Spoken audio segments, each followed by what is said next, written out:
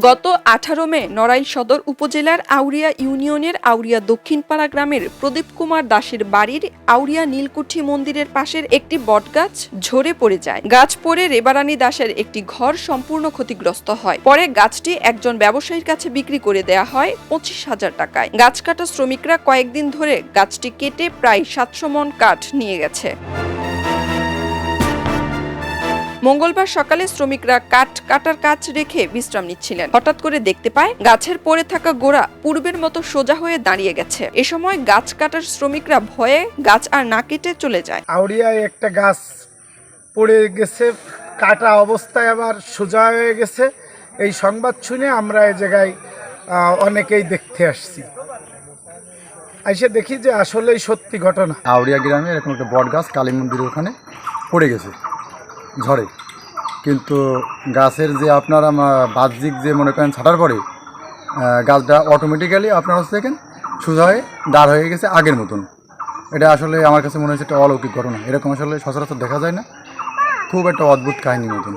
এই জন্য সকালে আসছিলাম সরজমিনে যে আসলে কী অবস্থা বিষয়টা একটু দেখে যাই।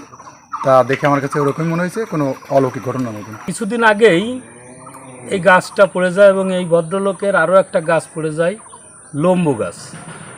তো তাৎক্ষণিকভাবে লম্বু গাছটা অন্যের ঘরে পড়ে বলেই কেওয়াস ক্যান্সাল হতে পারে, সেই কারণে আমি ছুটে আসি এই জায়গায়।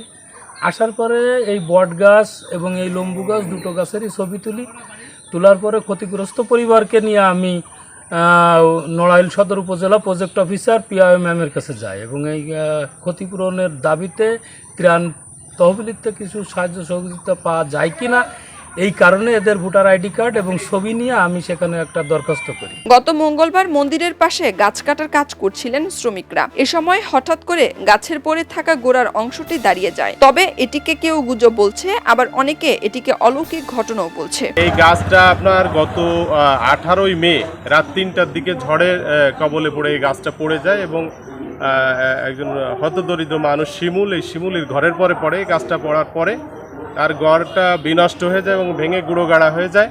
পরবর্তীতে গত মঙ্গলবারে এই গাছটা রাখালদার বিক্রি করে দেয় আপনার নাকশি মনসুর ইয়ের কাছে, ব্যাপারীর কাছে। বিক্রি করার পরে সে কেটে অলরেডি আপনার 700 মণ প্লাস কাঠ এখান থেকে সে নিয়ে যায় এবং গোড়ার যে মেন লকটা থাকে এই লকটা কেটে নেওয়ার জন্য চেষ্টা করে। ইতিমধ্যে তাদের ভাষ্য মতে যে এই লকটা কাটা পর এক পর্যায়ে তারা রেস্ট নিচ্ছিল, পানি খাচ্ছিল, হঠাৎ করে এই গাছটি তাদের সামনেই দাঁড়ায় যায়।